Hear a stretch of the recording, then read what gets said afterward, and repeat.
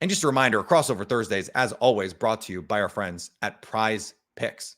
Prize Picks, go check it out right now. America's #1 daily fantasy platform. Jake, we're here on a Crossover Thursday, Locked On Packers, Locked On Colts. We don't get to do this very often, which is, kind of a bummer. I like watching the Colts. I think this is a cool team. When it comes down to it, like I said, I'm scared of Anthony Richardson, very much so. What is the key? Like the Colts will win if. So offensively, I think they did enough last week to win it. It was just like it was very erratic. But I will say offensively, still, I think the offensive line kind of needs to get it together. It's very uncharacteristic for them to not be able to get much push. Over the last year and a half, 2 years, they've really reestablished themselves as one of the better O-lines in the league. So I've got to have faith that it's the same guys. So I've got to assume that they're still capable of at least run blocking very well, which should unlock Jonathan Taylor a little more and make it so they're not so dependent on Anthony to have those kind of magical plays. So they can establish the run a little bit, which if week 1 for Green Bay is any indicator, it could happen. I like that. Defensively, they've got to keep up the pass rush because they did enough to keep CJ Stroud on the move and not quite comfortable last week. So do that against Malik Willis, but prove Chris Ballard right in the secondary, I guess, because I like that. This injury with Juju Brents, it's tough. He was someone I really liked coming out of college too, and he's such a great fit for what they want to do. Well, it's really unfortunate because everyone was screaming about them needing to add more help in the secondary all offseason, and they stood pat and were like, no, we like the young guys we've got. And it's like, but Juju is one of your 3 most important DBs, and the guy has not been 100% healthy at any point since you drafted him, even in the offseason. Yeah, always recovering from something. And now you're kind of laying in the bed you've made. He's out for the year. So they're starting corners. Jalen Jones on the outside, 7th rounder last year. They lucked into him being capable of starting. Again, you draft a guy in the 7th round, you don't think he's going to be your starter right now. No. On the other side, we don't know. It could be Dallas Flowers, who was a healthy scratch last week, or Samuel Womack, who they got off waivers at the end of the preseason from the 49ers, who we thought was a nickel, but is actually going to be playing outside. And then Kenny Moore in the nickel. Maybe you move Kenny to the outside for more reliability there.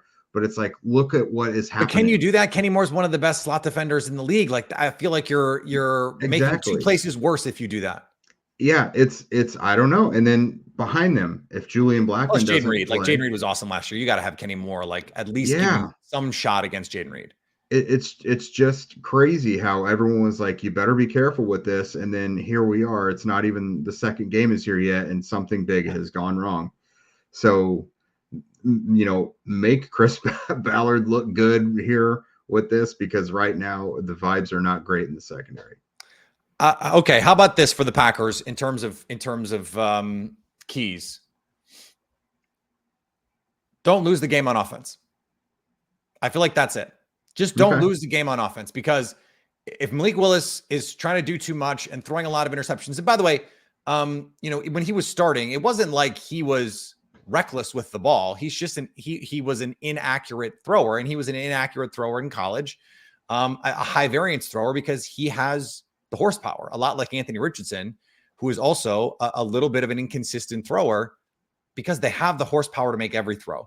Just don't throw it to the wrong color jersey is the mandate here, because I do think the running game is going to be able to get some traction. I think Matt LaFleur can scheme up enough looks here to give them an opportunity at some big plays, play action.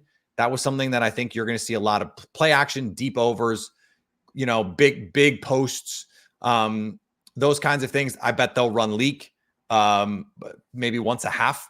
They're going to have specials, and they're going to because this is a crucial game for the Packers without Jordan Love. If you're the Colts, yes, you want to be a playoff team, but really, you mentioned it. It's more about the Anthony Richardson of it all. Does Anthony Richardson looks like your guy, and do you compete for a playoff spot? The Packers are trying to go win a Super Bowl, Jake. Yeah. They can't go 0-1, and so there was this great stat.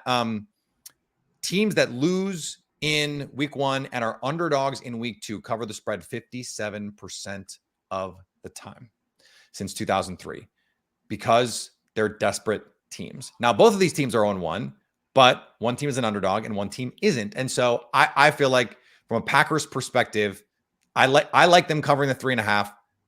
I'm going to pick them to win this game just because I do think there is an urgency gap here. I think the Packers feel that this game is going to be more important for them. Matt LaFleur is going to bring out the tricks. There's going to be the specials. I think they're going to have a little bit more intensity on defense after the awful footing in Brazil. I think the defense is going to play better. It'll be a close game. I mean, I think this is sort of like one of those 24-20 kind of games, 24-21.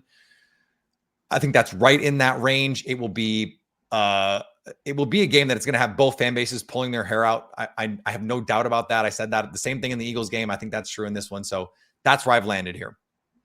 Yeah, I don't think it's going to be anything crazy. Now, I do think the ingredients are there. For some reason, this gives me the vibes of Colts Browns last year.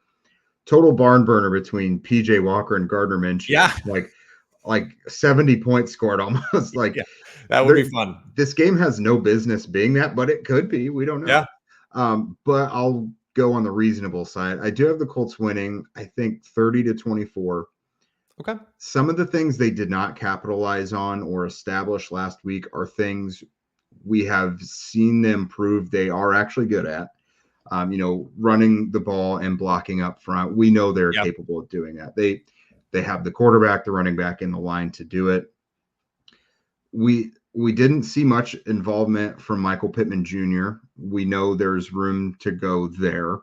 And the linebackers played so uncharacteristically poor last week, too. We know they're capable of more.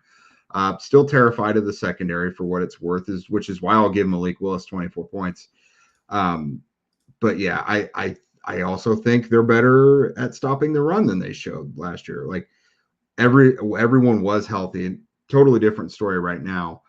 But some of their better guys against the run should still be out there. I think it'll go that way. The Colts tend to prove me wrong at times, but I picked against them last week. I actually picked them within 1 point. I said they were going to lose 30-27, and they lost 29-27. But I'll give them the benefit of the doubt at this one. I think they're going to right some of their wrongs from last week, and I'm going to say 30-24.